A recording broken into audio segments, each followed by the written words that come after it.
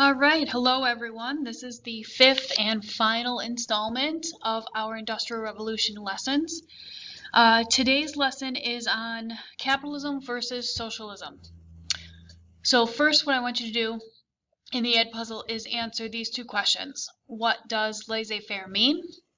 And according to Adam Smith, what is the benefit of laissez-faire? Okay, we've got a couple protest signs here. Capitalism isn't working. And another one that says capitalism rocks. In the capitalism rocks picture, look closely to see what kind of people are holding the sign. Excuse me. What are they wearing? What do you think that says about why they think capitalism, why they support capitalism?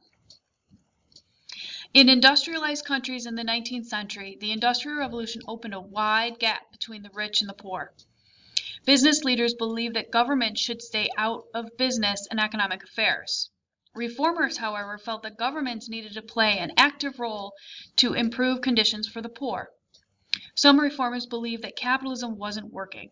Workers also demanded more rights and protection. They formed labor unions to increase their influence. You saw this picture in the last lesson. Do you think a picture like this is a good argument for capitalism? The same laissez-faire competition theory also shows that if there are people who need work, they will compete against each other to get jobs. This means sacrificing safety, wages, time, and living. The theory of laissez-faire supports that factories make what they want, make how much of what they want, set prices, set wages, and working conditions. Many political philosophers will begin warning society about the problems of industrialization in history.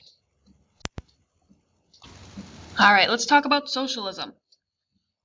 While the supporters of laissez-faire economics praised individual rights, other thinkers focused on the good of society in general. They condemned the evils of industrial capitalism, which they believed had created a huge gap between rich and poor. To end poverty and injustice, they offered a radical solution called socialism. Under socialism, society as a whole owns and operates the means of production rather than private individuals.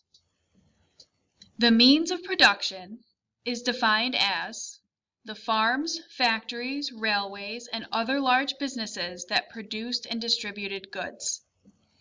Socialism grew out of the Enlightenment faith in progress, its belief in the basic goodness of human nature, and its concern for social justice.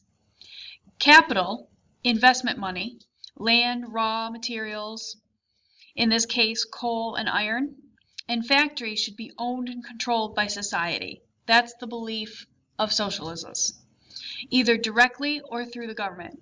In this way, wealth could be distributed equally among all citizens. So again, socialism is where a society as a whole owns and operates the means of production.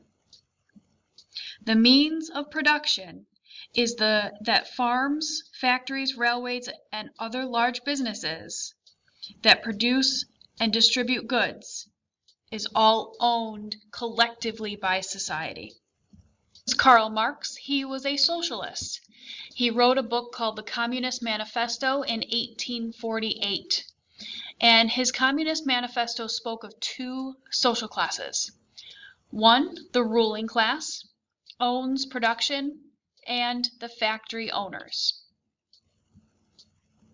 Or it's made up of the factory owners, excuse me. The working class, these are the non-owners. They're treated unfairly by the owners. All right, comparing capitalism and socialism. Karl Marx predicted that capitalism will fail. The proletariat, or the working class, will take control from the bourgeoisie, the ruling class. We've seen this word before during our French Revolution unit. The bourgeoisie is known as the ruling class. And build a society where the people own everything. So this is Karl Marx's theory, that the proletariat, the working class, typically the largest portion of a population, is going to take control over from the ruling class, the bourgeoisie, and change society so that the people own everything, the people being all of society. Communism is the theory that a society or a government, there is no private property and no classes. So there wouldn't be an upper class, a lower class, a middle class. And there is no private property. You don't own the property that you live on. You don't own the business that you run. There's no revolution in the West. The West being Western Europe and also the United States. Workers gained suffrage, used vote and unions to correct working conditions, wages, and other problems. Karl Marx was a German philosopher. He condemned the ideas of utopians as unrealistic idealism. He put forward this new theory, scientific socialism, which he claimed was based on a scientific study of history. Marx introduced the world to a radical type of socialism called Marxism. This video link is going to be posted in the assignment on Google Classroom. In the Ed Puzzle, answer this question. What did Marx label the ruling class and the working class?